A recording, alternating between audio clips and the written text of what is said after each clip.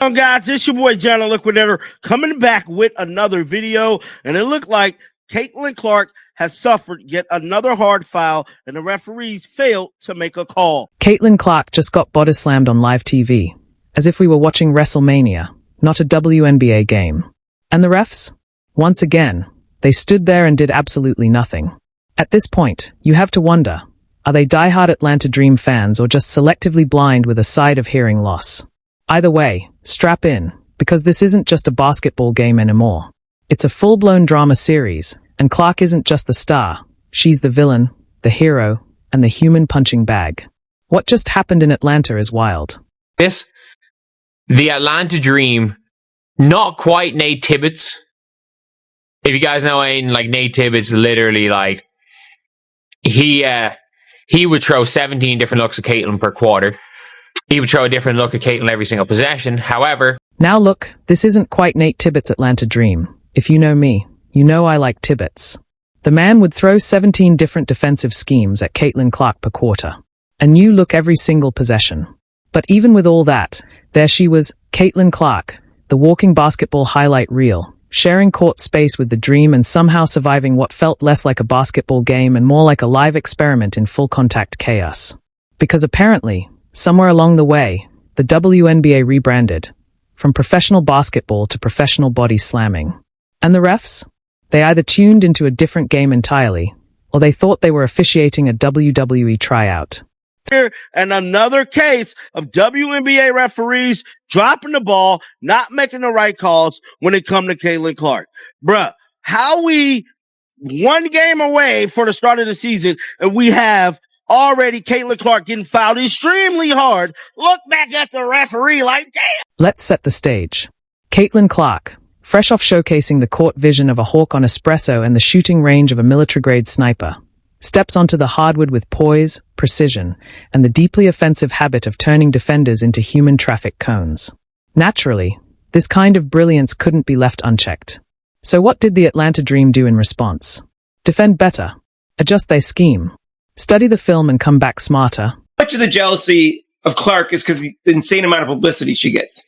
How much of is the jealousy is because she gets so much money from endorsements? How much of it is because she's white? How much of it is because she's straight? I have no idea. And I have no idea what percentage of the women are jealous and to what degree. I can't get in their minds. I have no idea. I don't know if the black players are more jealous than the white players. They're all jealous. Well, I don't think all of them. Some of them, most of them seem to be. But all I know is that the refs, if the players are going to treat her, be physical with her, the refs have to protect her, not because she's Caitlin Clark, but because the fact that it's the right. They charged at her like she swiped their pregame meal. And the referees? They matched that chaos with all the urgency of someone whose shift ended 10 minutes ago and who's mentally halfway home already. No sharp whistles, no authority, just a shrug of indifference that practically says, I don't get paid enough for this. Nothing to see here, folks. Just one of the league's brightest stars getting tossed around like she wandered into a Black Friday clearance bin, where the only thing marked down is basic respect. Oh, got it. And that's exactly how I'm feeling right now, bro. Like, at this point, watch this play, guys. It's like a flash of light. Every thought from the dirty is she's going off for Kimbrough. We're talking to the official about. No call whatsoever. No call whatsoever. But they will call Caitlin Clark getting a technical. They will call Caitlin Clark getting a technical. At this point, we have to ask the hard question. Are the referees even watching the same game as the rest of us?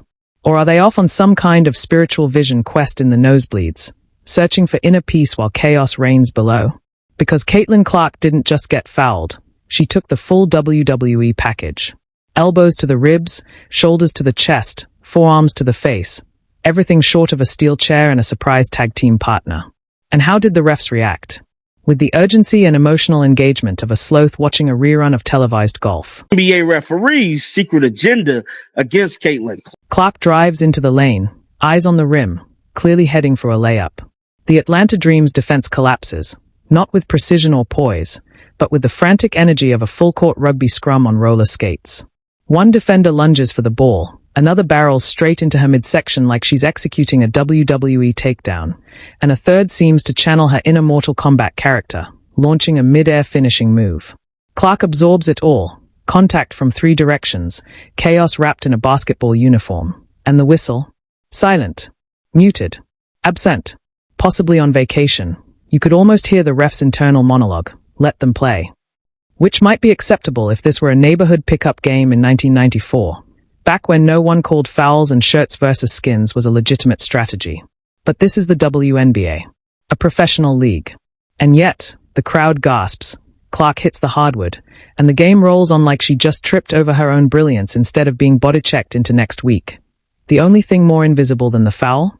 The official's sense of responsibility. Biggest hurdles for Caitlin Clark at Indiana Fever last season was the WNBA referees. Now, the front office made it their business to revamp the team, bring in more aggressive players to help them get further in the WNBA season and possibly win a WNBA championship. But before any of that stuff could even get done, we have to take a look at the misguided missile that can destroy everything this upcoming season, and that is the WNBA referees and this secret agenda. Let's not kid ourselves. This wasn't a one-off. It wasn't some random lapse in judgment or a momentary case of referee fatigue. No, this was a full-on performance of officiating improved, rules optional, contact encouraged, fouls treated like charming suggestions. At one point, Clark was simply bringing the ball up the floor when she took a shoulder check that would have drawn a 15-yard penalty in the NFL. She popped right back up, because, let's be honest, Clark's made of tougher stuff than the referees' collective spines, and kept playing. The official closest to the hit? Blank stare. Eyes fixed on the middle distance, possibly re-evaluating every life decision that led to this exact moment. Meanwhile, on the Dream's bench, you could practically hear the whispered game plan. If you can't guard her, just deck her. That's not defense. It's denial in motion. And the refs? Instead of restoring order, they've become spectators in fluorescent shirts, watching the game spiral while holding whistles they clearly have no intention of using. And Fever fans, we got another W in the preseason against the Atlanta Dream, 81-76. There's a lot that went on in this game. So this was a very competitive game. All the way through, they were given full court defense on Caitlin Clark. For the most part of the game, the starters did sit after 3. Caitlin Clark finished with 13, 7, and 6. She could have had 12 to 15 assists. Wait until you see the highlights. She did drop a couple bombs. She hit 3 3-pointers. But here's the punchline. Even while being targeted like a pinata at a birthday party for frustrated defenders, Caitlin Clark still balled out. Because of course she did. It's Caitlin Clark. You could drop her into the middle of a rugby scrum and she'd still hit a step-back 3 despite being tossed around like unmarked luggage at a third-tier airport, handled by people who clearly missed the fragile memo. She ran the offense not just with machine-like efficiency, but with symphonic grace. The way she threads passes and creates space isn't just basketball, it's jazz. Free-flowing, unpredictable, yet perfectly composed. While defenders move like they are stuck buffering in 240p, Clark's out there reading passing angles like a quantum computer with the flair of a street magician. She's not playing the game in real time. She's playing it 2 moves ahead while everyone else is still trying to find the ball. And now let's talk numbers. Because stats don't lie, even when the refs do, tripping over their own whistles or suddenly deciding body checking is legal. Clark didn't just survive the chaos, she conducted it. If this would have been a regular season game, I believe Caitlin Clark very much flirts with a triple-double in this game. If this is a regular season game, because she was heading down that road, she only played 23 minutes. Clark was dishing dimes all over the court like Oprah handing out cars.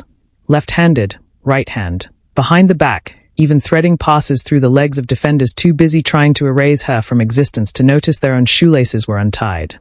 She didn't just see the floor. She choreographed it, like a ballet director with a grudge and perfect timing.